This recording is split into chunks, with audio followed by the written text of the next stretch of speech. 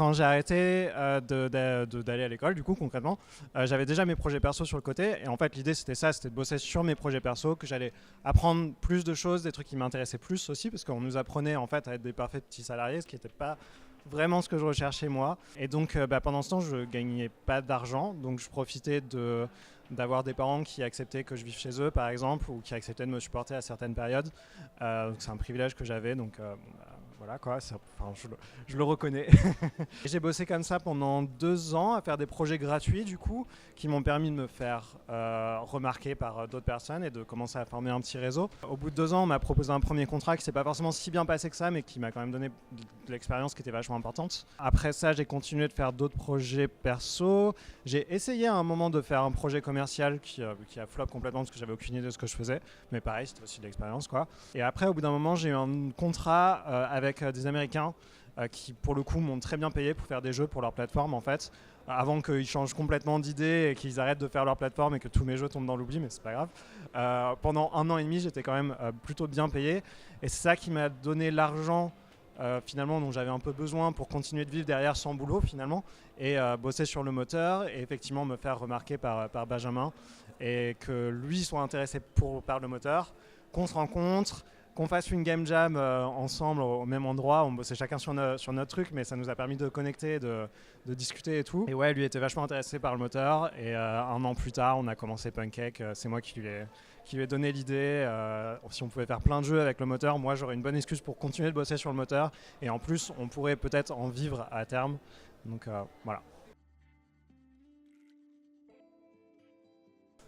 Ouais, bah en fait, déjà le premier truc à savoir, c'est que mon background concrètement c'est programmeur. Donc moi j'ai appris à programmer avant d'apprendre à faire tout le reste. Et j'ai essayé de faire un moteur très tôt en fait, que j'ai complètement abandonné parce que effectivement, déjà j'avais pas les compétences pour. Ouais, c'est compliqué en fait de faire un moteur quand même, mine de rien. Et je préférais juste faire plus de jeux à ce moment-là. J'ai touché effectivement à plein d'autres moteurs. J'ai touché à Unity évidemment comme tout le monde. J'ai aussi touché à GameMaker. Il y a Love2D qui est en Lua qui se rapproche vachement plus de mon moteur finalement. Et plein d'autres petits trucs comme ça. Et surtout Picobit, j'ai beaucoup travaillé avec Picobit. Et Picobit, c'est génial. C'est un moteur qui te donne des contraintes qui sont très dures, mais avec lesquelles tu es forcé de travailler, mais dans un environnement qui est très confortable, qui est très cosy en fait. Et ça, c'était vraiment ça que je cherchais, et que c'est une des grosses raisons pour lesquelles je me suis lancé dans mon moteur aussi. L'intérêt de faire son moteur, c'est que tu fais un moteur pour toi. Tu fais un moteur qui répond à tes besoins, qui te permet de faire les jeux que tu as envie de faire. Et ça, c'est un sacré luxe. Si tu as les compétences et le temps et les ressources pour le faire, ça vaut carrément le coup en fait.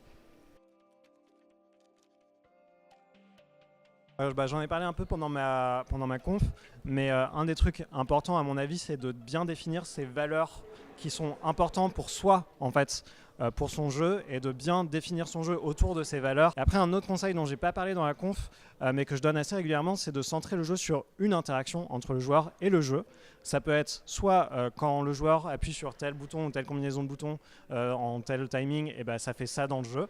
Et là, à ce moment-là, il faut que le jeu révolve autour de cette interaction, de cette idée. Ça peut aussi être une interaction dans l'autre sens du jeu vers le joueur, c'est-à-dire dans le jeu il se passe des trucs et le joueur récupère des informations et après il va devoir se débrouiller avec ces informations. Sinon ouais, tout simplement trouver une interaction qui nous intéresse pour le jeu qu'on a envie de faire, et centrer tout le design autour de ça. Et si on sent qu'on s'éloigne trop, peut-être que c'est le moment de couper et de se recentrer quoi. Non ouais, déléguer c'est dur. C'est vraiment pas facile, mais c'est un truc qui s'apprend en fait, c'est aussi une compétence en soi finalement. On a eu la chance de récupérer une dev qui est junior, qui avait aussi envie d'apprendre des choses en fait, et donc du coup ça faisait quelque part partie de mes responsabilités finalement, de lui déléguer des trucs, de la laisser faire des trucs pour qu'elle apprenne, avec l'objectif de toute façon en tête que le but c'est qu'elle puisse faire ces trucs-là à ma place aussi au bout d'un moment en fait. C'est juste que quand il y a des trucs à faire, si c'est pas trop urgent, et faut se poser la question, est-ce que je peux filer cette tâche à quelqu'un d'autre, et est-ce que ça peut le faire. Et il y a quand même un avantage pour moi personnellement, parce que ça veut dire que si quelqu'un d'autre fait ce truc que j'ai pas spécialement envie de faire, ou même si c'est un truc que j'ai envie de faire, ça veut dire que moi je peux faire autre chose derrière qui m'intéresse peut-être plus quoi. Il y en a une, elle est un grand classique, mais c'est The Art of Screen Shake. de JW de Vlambeer. Il a fait une conf qui dure à peu près 1 heure où il parle de plein d'effets de game feel en fait, des trucs qui ajoutent du game feel à vos jeux pour les rendre plus juicy, plus satisfaisants en fait.